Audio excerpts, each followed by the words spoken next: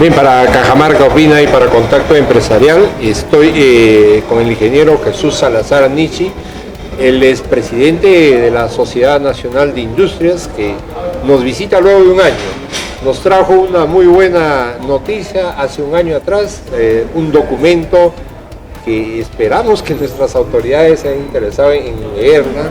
Y hoy ha venido por dos motivos. Uno, instalar la filial de la Sociedad Nacional de Industrias en Cajamarca, que sé que lo está haciendo en otras regiones. Y otro es venir a conversar con el gobierno regional y ayudarle, decirle, estamos acá como Sociedad Nacional de Industrias para ayudarlos a desarrollar de repente su plan de desarrollo que necesita para una Cajamarca que, en sus expresiones que he escuchado en los medios, en lo que dijo ayer en la conferencia, de una Cajamarca que parece algo irreal, que teniendo tanta riqueza estemos en los primeros lugares de pobreza y en los últimos de competitividad. Es correcto, muchas gracias por la entrevista. En efecto, como Sociedad Nacional de Industrias estamos recorriendo las regiones buscando promover la inversión privada a través de actividades productivas. ¿Qué es lo que requieren las regiones para salir realmente de su desarrollo? El Perú se ha convertido en un país sumamente heterogéneo en su producción. El 60% de la producción está en Lima y Cajamarca, por ejemplo, representa solo el 0.8% del PBI industria. Eso significa que Cajamarca seguirá relegado en su proceso de crecimiento. Y esto no puede seguir pasando. Por eso es que hemos venido hoy a firmar un convenio con el gobierno regional donde le vamos a apoyar en temas de capacitaciones y en técnicas para que se pueda elaborar ese portafolio de inversiones productivas en Cajamarca. Cajamarca, como bien lo dice, es la cuarta región más pobre del país. Es casi 40% de pobreza, o sea, 4 de cada 10 cajamarquinos son de la pobreza, y la pobreza extrema casi bordea el 14%, o sea, es muy alto. Tenemos los 16 distritos más pobres de los 20 del país. Es increíble, y bien lo decía. El mejor café, tenemos el mejor cacao. Exacto. Somos la región con mayor reservas de oro del país y una del mundo, pero además el cobre, que hoy nos está muy demandado. Las reservas de cobre que tenemos de los proyectos que están paralizados en este momento es increíble. Bueno, es una gran oportunidad, ¿no? Mire, solo en proyectos mineros, Cajamarca tiene para activar de manera inmediata 18.000 millones de dólares, que le cambiaría la historia de Cajamarca. 18.000 millones de dólares, exacto, que ya están.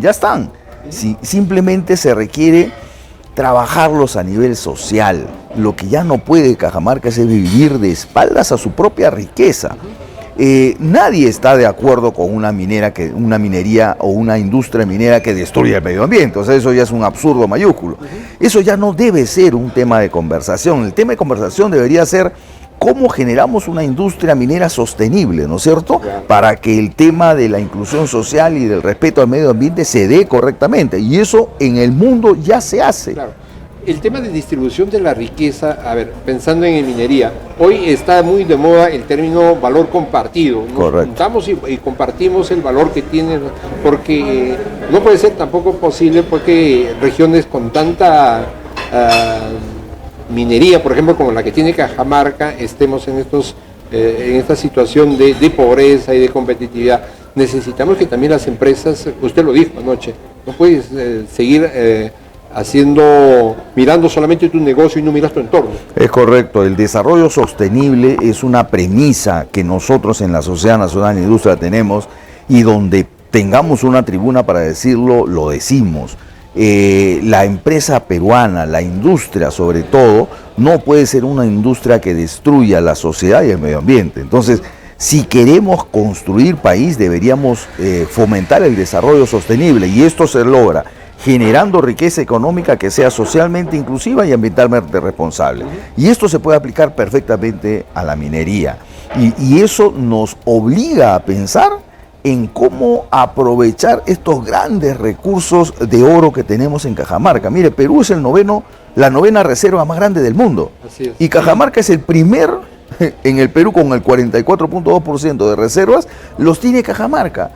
Y está en el cuarto puesto de pobreza. Y la minería debería apalancar otras actividades productivas. Como entiendo, por ejemplo, los lácteos. Sí, y como entiendo ya lo está haciendo en el tema de forestación, Yanacocha lo hace en Porcón, ¿no es cierto? Entonces, sí hay una simbiosis que se puede hacer a través de actividades mineras y de diferentes sectores de la empresa. El reto es cómo sacamos a Cajamarca del cuarto nivel de pobreza. ¿Cómo sacamos a Cajamarca de una de las más altas tasas de informalidad laboral, 90% de informalidad laboral? Eso condena a Cajamarca a la pobreza. Laboral y también empresarial. Este es un gran problema que nosotros siempre hemos revisado. Casi un poco más del 80% de las actividades son informales. ¿Qué podemos hacer para que aquel que inicia un emprendimiento se dé cuenta que ese emprendimiento primero debe pasar por la formalidad para tener acceso a créditos, acceso a mercados? Sí, sin embargo hay que reconocer que nosotros tenemos un gran defecto como Estado. El Estado peruano nunca, desde que yo tengo uso de razón, he visto que el Estado peruano acompañe al emprendedor. Al contrario, el Estado peruano se convierte en el enemigo del emprendedor. El emprendedor, cuando quiere hacer algo junto a un pequeño capital y tiene la disyuntiva entre ese pequeño capital, invertirlo en tramitología y permisología, o dedicarse a su trabajo. Y obviamente se dedica a hacer su negocio. Y entonces lo empujamos a la informalidad. Yo vengo proponiendo hace tiempo que el Estado peruano debería darle todo el acompañamiento al emprendedor por 5 años, dejarlo fortalecido, y en ese acompañamiento viene el proceso de la formalización, pero que no sea costosa. El problema es que en el Perú la formalidad es muy cara, entonces eso empuja al emprendedor a ser informal. Yo no creo que nadie desee hacer un negocio informal, sino que la realidad lo va empujando a uno a ello. Entonces, ahí hay dos criterios. Primero, generar conciencia y criterio en el emprendedor, ¿cierto? Pero segundo, que el Estado asuma su rol, ¿no? La Sociedad Nacional de Industrias tiene ya una data, creo, ¿cuántos años? 126 años de vida institucional. Años. Correcto. ¿Cómo siente usted ahora, como presidente, la evolución de la sociedad? Hoy tenemos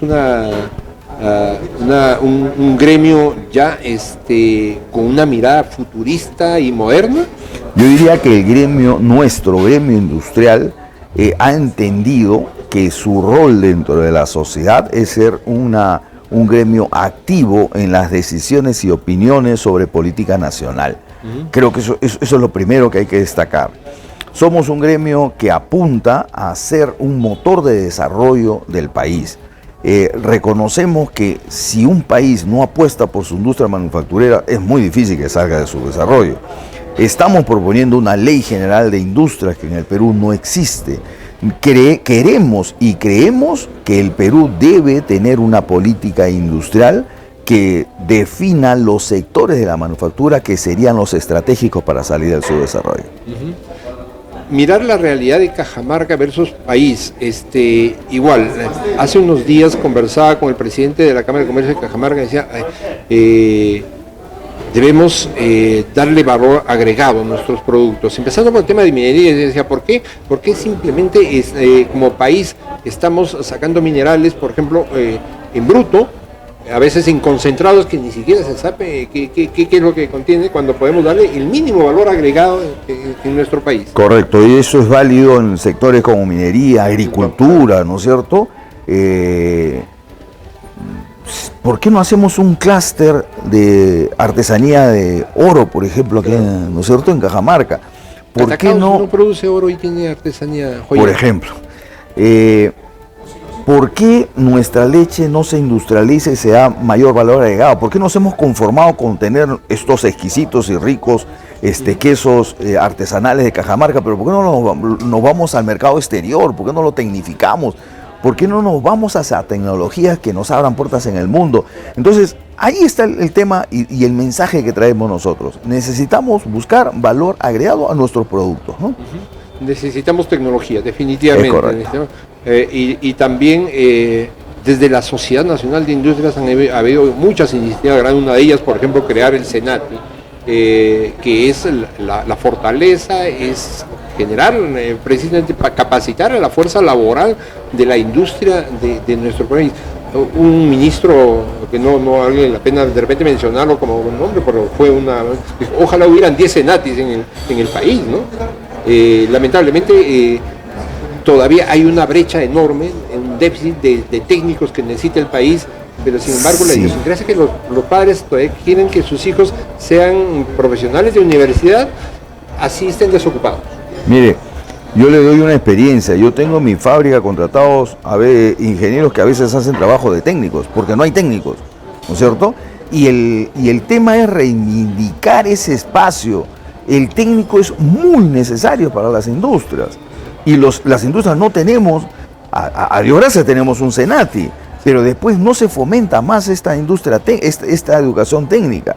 Pero nuevamente, los padres de familia, los mismos muchachos, a veces creen que el camino correcto y único es el de las universidades con un título profesional, cuando en el campo técnico hay un desarrollo muy grande todavía que hacer en nuestras industrias, ¿no?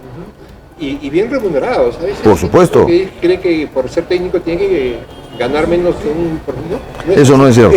Ese mito se tiene que romper. Es correcto. Yo le agradezco por esta entrevista. Solamente para terminar, la SNI está hoy preocupada y abocada a ayudar a los gobiernos regionales. Sí. A buscar cómo te ayudo. No te voy a hacer la tarea, como te digo, pero sí te quiero ayudar. Tenemos profesionales, tenemos técnicos en nuestras empresas, en nuestras industrias, que podemos colaborar con ustedes.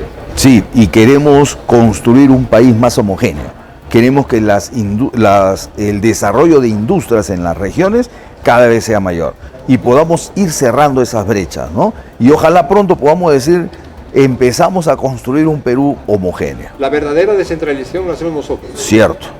No las autoridades. No esperemos a que los políticos nos digan por dónde caminar. Los empresarios sabemos generar riqueza y ese es el llamado que hacemos hoy, ¿no? Las regiones están llamadas a ser productivas.